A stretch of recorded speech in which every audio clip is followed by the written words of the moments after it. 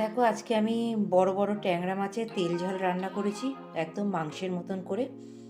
তা খুব ভালো হয়েছে খেতে, তাই তোমাদের সাথে একটু শেয়ার করছি। তা চলো এই রান্নাটা আমি কীভাবে করেছি একটু তোমরা দেখে নাও। দেখো কেমন হয়েছে, তোমাদেরকে একটু ভালোভাবে দেখিয়ে দিচ্ছি সামনে নিয়ে গিয়ে।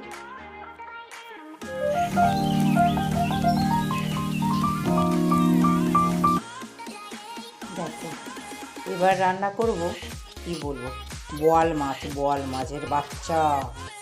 না গো, এটা বোয়াল মাছের বাচ্চা না, এটা হচ্ছে ট্যাংরা মাছ। ট্যাংরা মাছটা ভালো করে ধুয়ে নিয়েছি। তেল জানো তো, এগুলি তেল, বড় মাছ তো তেল। তাই এবার একটু নুন হলুদ মাখিয়ে নেবো ভালো করে। সব টেনে বের করেছি, তাও যেন আমার কেমন একটা লাগছে। মাছেতে ডিম এই দুটো যে তেলগুলো ওই বের করে রেখে দিয়েছি। তা চলো নুন হলুদ মাখিয়ে নিই সুন্দর করে। বোয়াল মাছের কী হবে বলো তো, ঝাল করব। ঝাল বাবা বলেছে ঝাল করতে সকালবেলা, বললে এই মাছটাকে কিন্তু হালকা রান্না করবে না, খুব তেল মশলা দিয়ে ভালো করে সুন্দর করে ঝাল করো। তা করবো ওই কাঁচা লঙ্কা দিয়ে করবো, কাঁচা লঙ্কা পেঁয়াজ দিয়ে করবো, বুঝেছো। তা নুন হলুদটা মাখিয়ে নিই সুন্দর করে। মাছগুলো দেখো তো, মাছগুলো দেখো বড় বড় মাছ।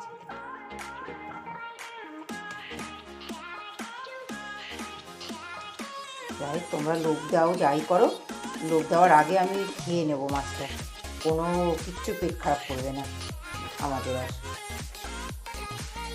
এমনভাবে কেটেছে না, হাতে লাগছে যে দেখে তুমি ভালো করে না মাখলে একটু অসুবিধা।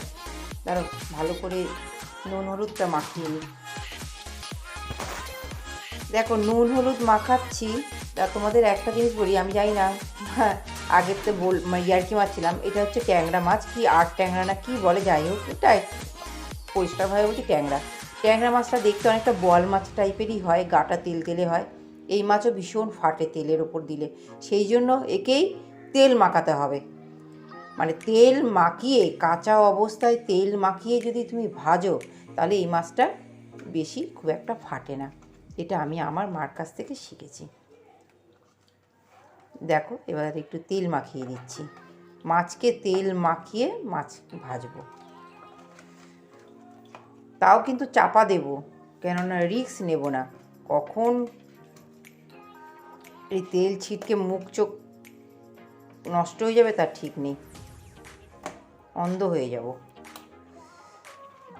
এটা মা করতো বোয়াল মাছের ক্ষেত্রে, দেখেছি মাকে করতে। মা যদি যখন বোয়াল মাছ রান্না করতো, পুরো হাত দুটো যেন তিল পড়ার মতন, সে তিল হয় না, কালো কালো তিল, তা মা বলতো এরকম।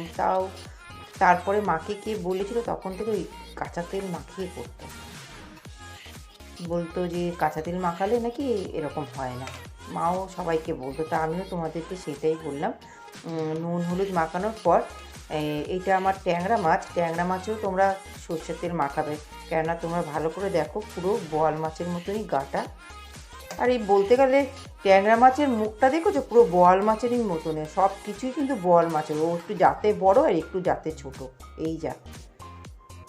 মাখানো হয়ে গেছে আমার, কি সুন্দর দেখো লাগছে দেখতে। একটু বড় আর একটা ছোট পেঁয়াজ নিয়ে নিলাম, আর কটা কাঁচা লঙ্কা নিয়ে নিলাম। এই দুটো একটু মিক্সিতে একটু পেস্ট করে নেব, কেননা বাবা বলেছে ঝাল করতে। আর কি করবো জানো তো, এই যে আলুটা আছে, একটা আলু নেব।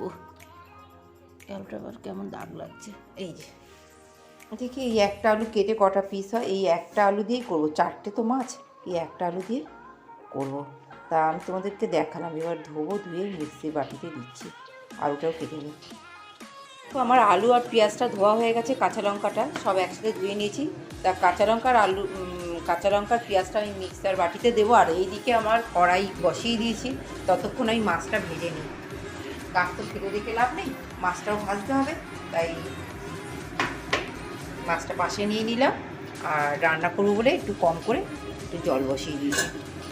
আর আর একটা জিনিস বাবা বলে গেল মাখা মাখা করতে, বেশি যেন ঝোল না রাখি। তা যথেষ্ট কড়াইটা ভালো গরম হয়ে গেছে, এবার তেলটাকেও আমাকে ভালো করে গরম করে নিতে হবে যাতে মাছটা যাতে লেগে না যায়। আর একটা টিপস দিচ্ছি, তেল দেওয়ার কড়াইতে তেল দিয়ে একটু নুন দিয়ে দেবে, তাহলে মাছটা, এটা আমার শাশুড়ি মা বলতেন যে কড়াইতে একটু নুন দিলে মাছটা কড়াইতে লাগে না। তা চলো একটু নুনও দিয়ে দিই।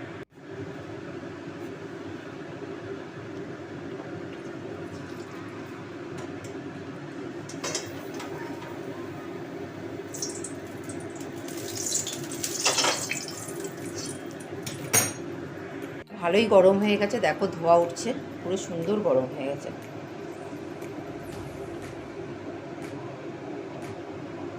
রাধে রাধে বলে আমি মাছ দুটো তেলের ওপর ছাড়ি গো। এবার মাছ দুটো তেলের উপর ছাড়ছি, ওরে বাবারে, দুটো দুটো করেই ভাজি, নাহলে কখন ছিটকে ছাটকে আসবে।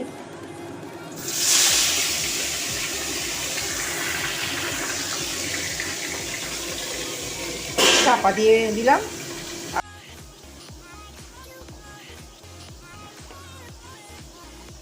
মাছটা ভাজা হয়ে গেলে আমি আলুগুলোও ভেজে নেব। দেখো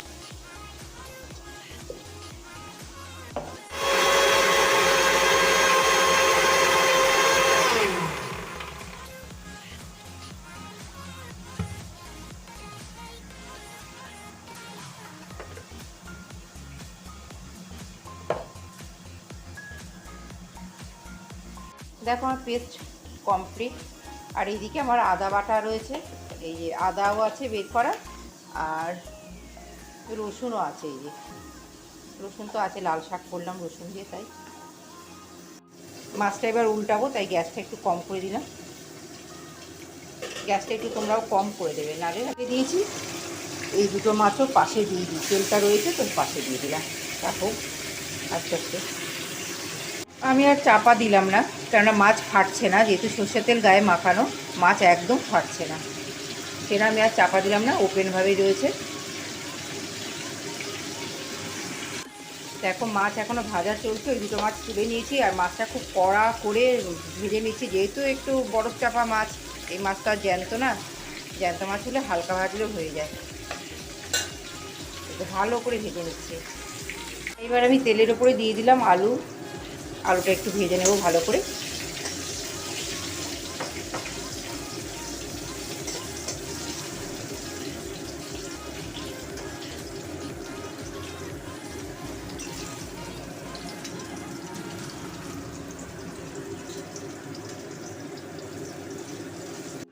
আলু ভাজা হয়ে গেছে, তা এর মধ্যে সাদা জিরে ফোড়ন দেবো। ছোটো মাছ হলে কালো জিরে, আর বড় মাছ হলে সাদা জিরে ফোড়ন দিতে হয়। আমার গরম মশলা নেই, শেষ হয়ে গেছে, তা তেজপাতা দিলাম। গরম মশলা বলতে গেলে দারচিনিটা নেই, লবঙ্গ আর এলাচ আছে। তা যাই হোক, এই দারচিনিটাই তেজপাতা দিয়েই করব। এবার আমি দিয়ে দেবো আমার পেঁয়াজ আর লঙ্কা বাটা। পেঁয়াজ বাটা লঙ্কা বাটাটা দেবো বলে আগে তেলের উপর একটু হলুদ দিয়ে দিলাম, নাহলে আমার রান্নাঘর না পুরো মানে তেল হয়ে যাবে, পুরো নোংরা হয়ে যাবে। তাই দেখো ক্যামেরাটা অফ করে আমি এটা দিলাম, কেননা দুটো হাত লাগে, একটা হাতে আমি পাচ্ছিলাম না, তাই এবার আমি কষাবো। তাই এর মধ্যে একটু আদা বাটা দিয়ে দেবো, আর অল্প একটু রসুনও দেবো, কেননা এই ট্যাংরা মাছগুলো একটু বড়ো ট্যাংরা তো, একটু আর যেখানে বাবা বলেছে একটু কষিয়ে সুন্দর করে মাখা মাখা করে করতে, তাই একটু তো মশলা লাগবে, ঝাল করে করতে বলেছে। আর শুকনো লঙ্কা দেবো গুঁড়ো, কী বলো তো, রঙটার জন্য, রঙটা নাহলে সুন্দর আসবে না, এই জন্য শুকনো লঙ্কা দেবো। এবার দিয়ে দেবো জিরের গুঁড়ো, ধনের গুঁড়ো, নুন মিষ্টি তোমাদের স্বাদ মতন তোমরা দিও। আমি জিরের গুঁড়ো ধনের গুঁড়ো দিয়ে দিলাম। এবার দেবো হলুদ আর লঙ্কার গুঁড়ো এবার দিয়ে দেবো আমি।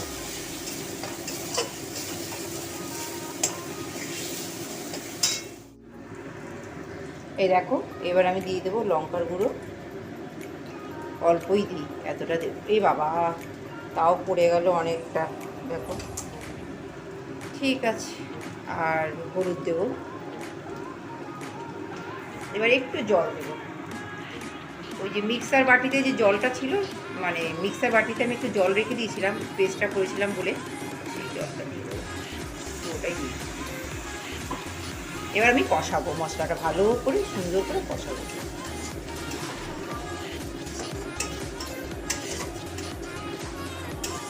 এই কষানোর মধ্যেই আমি আলু ভাজাটাও দিয়ে দেবো। আলুটা যেটা ভেজে রেখে দিয়েছি, তাহলে আলুটা সিদ্ধ হয়ে যাবে। আর আমি এর মধ্যে না নুনও দিয়ে দেবো।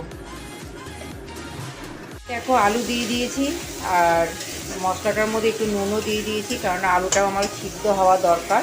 তা মশলা কষানোও হয়ে যাবে আর তার সাথে আলুটাও সিদ্ধ হয়ে যাবে, সেই জন্য একসাথে দিলাম। আর তোমরা এর মধ্যে অবশ্যই একটু টমেটো দিও। আমি ভালো করে তাহলে কষিয়ে নিই যতক্ষণ তেলটা না ছাড়ে, তারপর তোমাদের সামনে আবার আসছি। দেখো আমার কষানো হয়ে গেছে, মানে কি বলবো, আর ধরে যাচ্ছিল, একটু চাপা দিয়ে ঘরে গিয়ে বসেছিলাম।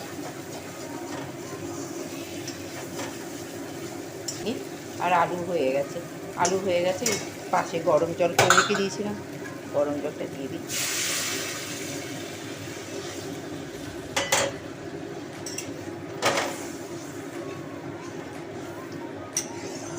আর একটু জল লাগবে, মাছটা দিয়ে তারপরে জল দিই।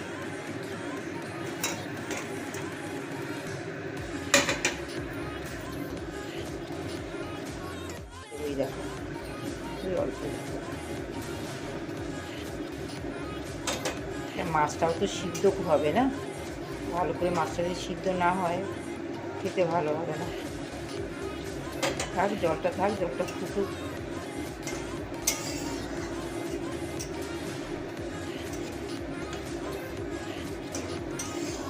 আশা করি ভালোই ঝাল হবে। কাঁচা লঙ্কা বাটাও দিয়েছি, লঙ্কার গুঁড়োও দিয়েছি। আমাদের লঙ্কা গুঁড়োটা না একটু ঝাল আমাদের। আমার মাছের ঝোলটা হয়ে গেছে, পুরো কমপ্লিট। কেমন হয়েছে বলো? আমি তো এখনও খাইনি, তবে ঝোলটা টেস্ট করলাম। ঝোলটা মোটামুটি খারাপ লাগছে না, ভালোই লাগছে, একটু ঝাল ঝাল হয়েছে। তা তোমরা ঘরে বানিয়ে খেয়ে দেখো, ভালো লাগবে তোমাদেরও। প্লিজ কেমন দেখতে হয়েছে তোমাদের তো আমি খাওয়াতে পারবো না, প্লিজ দয়া করে কমেন্টে করে বলো যে কেমন দেখতে হয়েছে। দেখো আমার মাছের একদম ফাইনাল লুকটা তোমাদের সাথে শেয়ার করলাম। একটা প্লেটে তুলে, দেখতে খুব লোভনীয় হয়েছে না? প্লিজ ভালো লাগলে লাইক, কমেন্ট, সাবস্ক্রাইব করে পাশে থেকো। আর মিষ্টি মিষ্টি কমেন্ট করে বলো যে কেমন হয়েছে।